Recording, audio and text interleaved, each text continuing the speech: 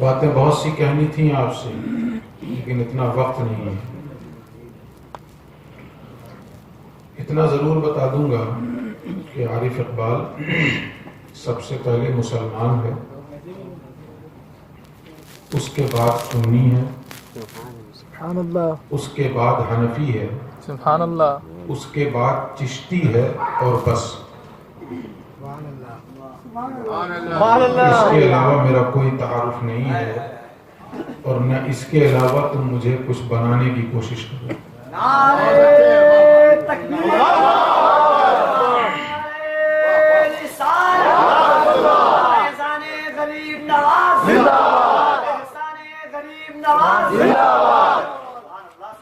الہی تا بود خورشید و ماہی، چراغ چشتیاں را روشنائی۔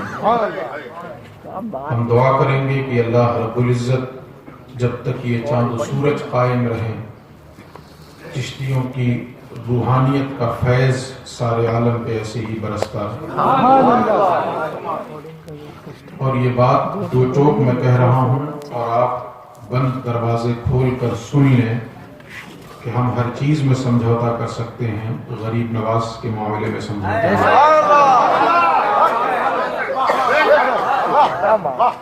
حضرت نیاز بریلوی نے کہا تھا کہ خواجہ خواجگاں معین الدین، فخر کون و مکان معین الدین،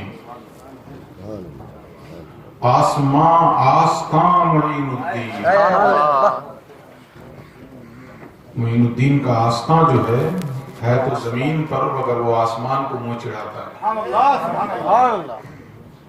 بے نشانہ نشان معین الدین، ہم جیسے بے نشانوں کا ایک ہی نشان ہے معین الدین۔ اور قرب حق اے نیاز اگر خواہی، ساز ورد زباں معین الدین۔ کچھ لوگ بدعقیدوں کی بولی بولنے لگ گئے ہیں، کیا بات ہے۔ ایک زمانے تک اور آج بھی ہم لوگوں کو بدعقیدے قبر پجوا کہتے ہیں، اب وہی بولی کچھ لوگ بولنے لگ گئے۔ اس کے جواب کے لیے باتیں بہت سی تھیں، لیکن دو تین شعر پڑھ دیتا ہوں۔ جو جواب آپ کو ان اشعار کا سمجھ میں آ جائے وہی جواب میرا ہے، سبحان اللہ، میں آپ پہ چھوڑتا ہوں۔ جو جواب آپ کو سمجھ میں آ جائے ان اشعار کا وہی جواب میرا ہے۔ سب سے پہلے امام اہل سنت اعلیٰ حضرت کا ایک شعر پڑھتا ہوں کہ بے خودی میں سجدے دریا طواف، بے خودی میں سجدے دریا طواف، جو کیا اچھا کیا پھر تجھ کو کیا۔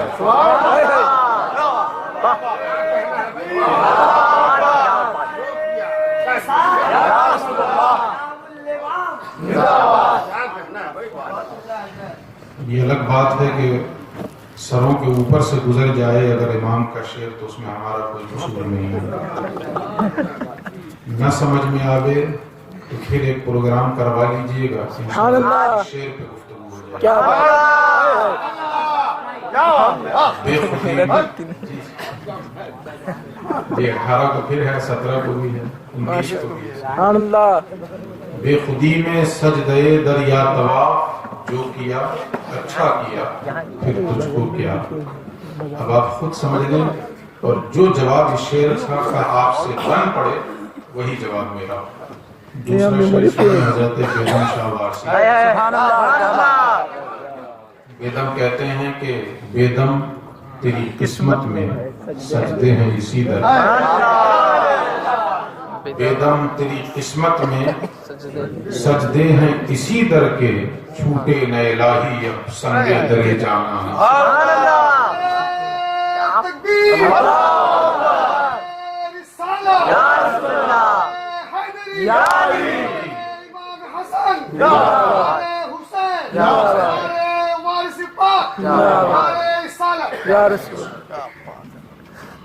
دوسرے شعر میں کہتے ہیں کہ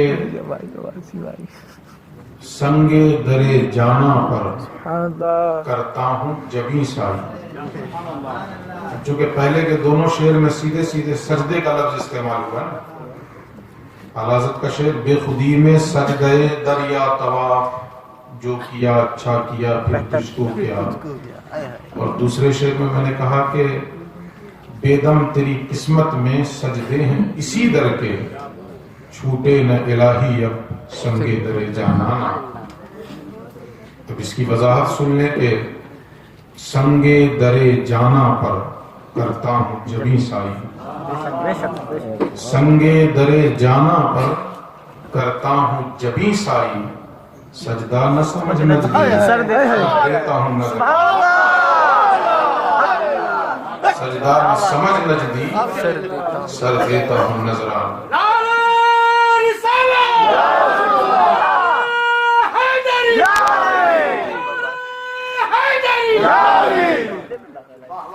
تو جو بولی پہلے غیر بولتے تھے اب وہ کچھ اپنے بولنے لگ گئے.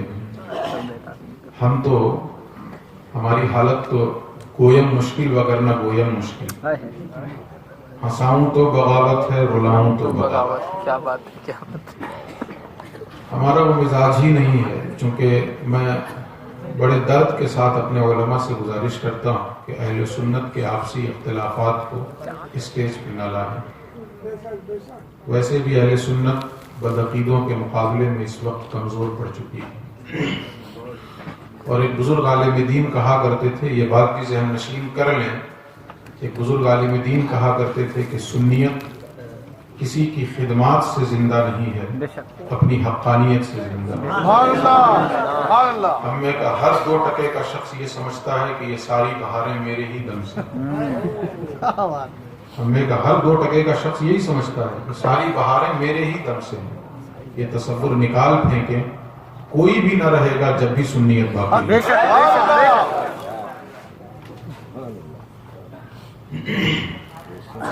اس لیے غلط فہمیوں کے دور میں جینا چھوڑیں، اور اگر کوئی غلط فہمی ہو تو براہ راست رابطہ کریں. کیا بات. میں کھلی دعوت دیتا ہوں، اور کوئی چیلنج ویلنج نہیں، یہ تو میرا طریقہ ہی نہیں ہے. میں جن کا غلام ہوں ان کا یہ طریقہ نہیں ہے. سبحان اللہ، سبحان اللہ. میں اتنا کہوں گا کہ بڑے بڑے مسائل گفتگو کی میز پہ حل کر لیے جاتے ہیں. یہ تو چھوٹے چھوٹے مسائل، 2 ملکوں کے جھگڑے گفتگو کی میز پہ حل کر لیے جاتے ہیں. 2 بھائیوں کے مسائل حل نہیں ہو سکتے، لیکن اس سے پہلے ذرا دل کشادہ کرتے ہیں. اور جہاں تک اپنی بات ہے، اس چھوٹی سی عمر میں اتنا کچھ سن چکا ہوں اور اتنا کچھ سہ چکا ہوں کہ اب تڑپتا نہیں پلکوں پہ ستارہ کوئی، دل کی رگ رگ سے لہو کھینچ لیا ہے میں. اور ایک شعر اور کہنا چاہوں گا اپنے محبین کے لیے، محبین ہی کہتا ہوں ان کے لیے ایک شعر اور کہنا چاہوں گا کہ غم جہاں ہو غم یار ہو کہ تیر ستم جو آئے آئے کہ ہم دل کشادہ رکھتے ہیں. غم جہاں ہو غم یار ہو کہ تیر ستم جو آئے آئے کہ ہم دل کشادہ رکھتے ہیں. تو ذرا سی وسعت پیدا کر لیں تو مسائل حل ہو سکتے ہیں. لیکن اس کے لیے اپنے سے کوئی رائے قائم نہ کریں، اور اس رائے پہ ڈٹے رہنا. اگر شیطانیت میں نہیں کہوں گا تو ہٹ دھرمی ضرور کہوں گا. اس وقت حالت امت کی یہ ہو چکی ہے کہ سامنے والے کے تعلق سے اگر کوئی خبر پہنچی تو سامنے والا اس کی وضاحت کر رہا ہے تو ہم اس کی وضاحت نہیں مانتے ہیں، جو کچھ ہم نے سمجھا ہے اس پہ ڈٹے رہتے ہیں. اس لیے اس فکر کو نکال پھینکیں. اگر آپ کے تعلق سے مجھ تک کوئی بات پہنچی ہے تو آپ نے جو کلیئریفیکیشن کر دی ہے وہ ہمارے لیے کافی ہے. ہم نے جو وضاحت کر دی اس پہ آپ ڈٹے رہیں. لوگ الزام لگاتے ہیں کہ ان کی خانقاہ میں ایسا ہوتا ہے ویسا ہوتا ہے. میں وضاحت کر رہا ہوں کہ ایسا کچھ بھی نہیں ہے. یہ سب غلط پروپیگنڈے ہیں. اور اگر آپ یہ کہتے ہو کہ ہم نے ایسا ویڈیو میں دیکھا ہے تو میں کہتا ہوں کہ ویڈیو میں اگر میں چاند کی شہادت دے دوں وہ نہیں مانتے ہو، اور کسی مومن کے ایمان اور کفر کا فیصلہ تم ویڈیو دیکھ کے کرنے لگ جاتے ہو. تمہارے نزدیک چاند زیادہ اہم ہو گیا ہے، مومن کا ایمان اس سے کم درجے کا ہو گیا. غیرت ایمانی مردہ ہو گئی. چاند کے مسائل میں امت کو ہم بانٹ تو دیتے ہیں، ہم 2 دن عید تو کر لیتے ہیں، مگر اس کے باوجود ہم جب تک دو لوگوں سے گواہی حاصل نہ کر لیں اس وقت تک اعلان کرنے کے لیے تیار نہیں ہے تو کسی ایمان کے معاملے میں، جبکہ اعلیٰ حضرت فرماتے ہیں کہ کسی مومن کے کسی قول و فعل میں 99 پہلو کفر کے نکل رہے ہوں اور ایک پہلو بھی اگر ایمان کا نکل رہا ہو تو ایمان کی طرف لے جائے. ہم اعلیٰ حضرت کا نام تو لیتے ہیں مگر ان کے مشن سے ہٹے ہوئے.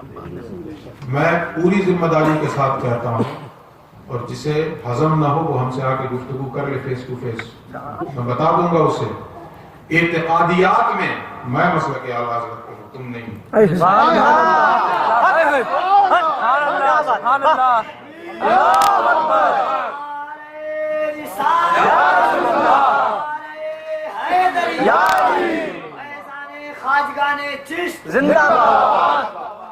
اعتقادیات میں نے جو یہ انڈر اسٹوڈ بریکٹ کیا ہے اس کو یاد رکھیے. اعتقادیات میں میں مسلک اعلیٰ حضرت ہوں، فروعیات میں نہیں. فروعیات میں نہیں، صاف کہہ رہا ہوں. اس لیے کہ میں آپ کی چاپلوسی کے لیے کہہ دوں کہ ٹوٹل تو آپ کل کو کھڑے ہو جائیے گا آپ تو سما سنتے ہیں.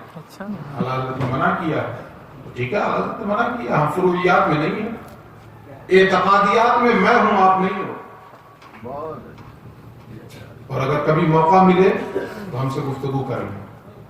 میں بالکل جگہ کا تعین بھی آپ کریں، ہاں وقت ضرور مجھ سے پوچھ کے تعین کریں، اس لیے کہ نٹھلا نہیں ہوں، مصروفیت رہتی ہے. وقت کا تعین مجھ سے پوچھ کر کریں، جگہ آپ تعین کر لیں، اکیلے آ جائیں انشاءاللہ. لیکن ایک شرط ضرور رہے گی، یا تو عوام اس گفتگو کو سنے یا یہ کہ ویڈیو ریکارڈنگ کی جائے تاکہ عوام اسے دیکھ سکے. یا یہ کہ آپ عوام کو سننے کا موقع دیجیے، یا یہ کہ پھر ویڈیو ریکارڈنگ ہے تو ویڈیو. ورنہ ایسا ہوتا کیا ہے کہ ہم بات کچھ ہوئی باہر کچھ نکال کے بتا. تو میرا یہ طریقہ ہی نہیں کہ میں صفائی دینے جاؤں. مجھے کس کو صفائی دینے کی ضرورت ہے؟ اللہ رب العزت دلوں کی حال جانتا ہے.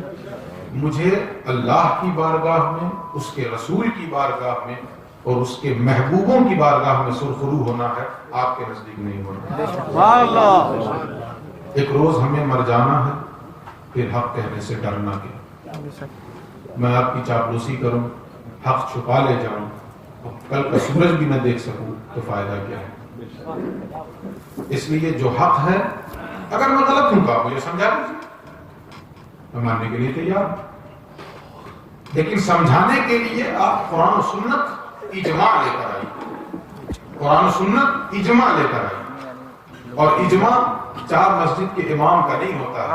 اعلیٰ حضرت فرماتے ہیں جس پر مذاہب اربعہ کا اجماع، احناف بھی، شوافی بھی، حنابلہ بھی، مالکیہ بھی، یہاں 4 مسجد کے امام بیٹھ کے گٹر گٹر گٹر گٹر کر لیتے ہیں، بولتے ہیں اجماع ہو گیا.